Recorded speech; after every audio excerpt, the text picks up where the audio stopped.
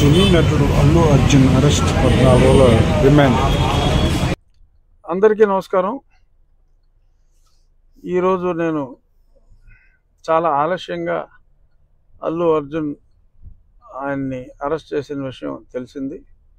నేను నియోజకవర్గంలో వివిధ కార్యక్రమాల్లో ఉన్నందువల్ల నాకు ఆ విషయం తెలియలేదు.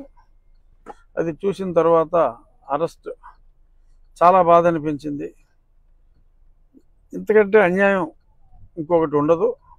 ఎందుకంటే అతను నటుడు, అతను సినిమా నిర్మాత కాదు.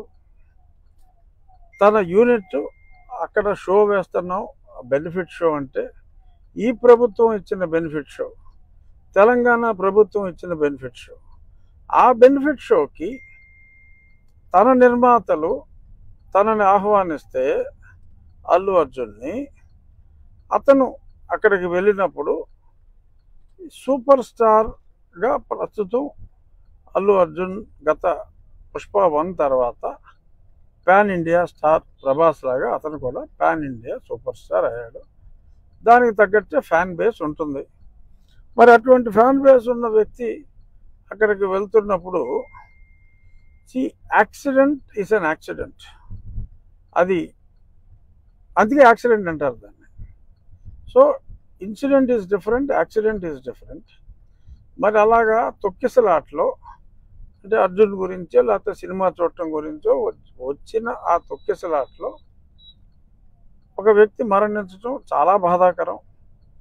సో దానికి కూడా వాళ్ళు స్పందించి ఇమీడియట్గా ఒక నష్టపరిహారం, ప్రాణం విలువ అపారం అయినప్పటికీ యాక్సిడెంట్లో చనిపోతారు.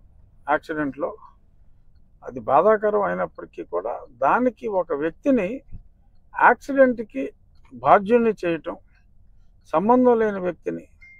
ఎందుకంటే ఒక హీరో అతన్ని పిలిచినప్పుడు ఆ హీరో ఏదన్నా నీకు పోలీస్ అప్రూవల్ ఉందా, పోలీసు వాళ్ళు పర్మిషన్ ఇచ్చారా? ప్రభుత్వం పర్మిషన్ ఇచ్చిన షో అది. 1000 రూపాయలు కలెక్ట్ చేసుకోండి, షో వేసుకోండి అని చెప్పి ప్రభుత్వం ఇచ్చిన వెసులుబాటు. సో ఈ పర్మిషన్ కూడా ఉంటుంది అని అర్జునే కాదు ఎవరైనా అనుకుంటారు అక్కడికి వెళ్ళేటప్పుడు. సో మరి దానికి ఈ రకంగా మరి ఇప్పుడు ఆ జరిగిన సంఘటనకి అర్జున్నే బాధ్యుణ్ణి చేయటం, అర్జున్ని అరెస్ట్ చేసి మరి వాళ్ళ శుక్రవారం నాడు మరి అదే మోడస్ ఆపరాండే గతంలో నా మీద జగన్మోహన్ రెడ్డి ఎక్కువగా జగన్మోహన్ రెడ్డి అవలంబించిన మోడల్ అది. మరి యాదృచ్ఛికంగా జరిగిందా, శుక్రవారం కావాలనే జరిగిందా? ఏదేమైనా అల్లు అర్జున్ అతన్ని అరెస్ట్ చేయటం అనేది అత్యంత బాధాకరం. మానవ తప్పిదం. బట్ దానికి ఎవరెవరో సోషల్ మీడియాలో 10 సంవత్సరాల శిక్ష, ఏదన్నా యాక్సిడెంట్ ఇన్సిడెంట్లో ఇప్పుడు దాకా ఎవరికైనా 10 సంవత్సరాల శిక్ష పడిందా? అంటే ఇప్పుడు పడుతుందని కాదు, డెఫినెట్గా నాన్ బెయిలబుల్ సెక్షన్లు పెట్టినా court can give the bail and I'm sure Arjun will get the bail. అందులో ఎటువంటి సందేహం అక్కర్లా, తప్పకుండా అతనికి బెయిల్ వస్తుంది. కానీ ఈ రకంగా మరి చేయటం అనేది ఇంకా సినిమా స్టార్స్ అనేవాళ్ళు ప్రజల్లోకి రావటానికే భయపడే సిచ్యువేషన్ క్రియేట్ అవుతుందేమో అని నాకు అనిపిస్తుంది. ఇది డెఫినెట్గా రేవంత్ రెడ్డి గారి దృష్టికి వెళ్ళే మరి అరెస్ట్ జరిగిందా, ఆయనకి తెలియకుండా జరిగిందో నాకు తెలియదు. ఖచ్చితంగా అల్లు అర్జున్ని he must be released immediately.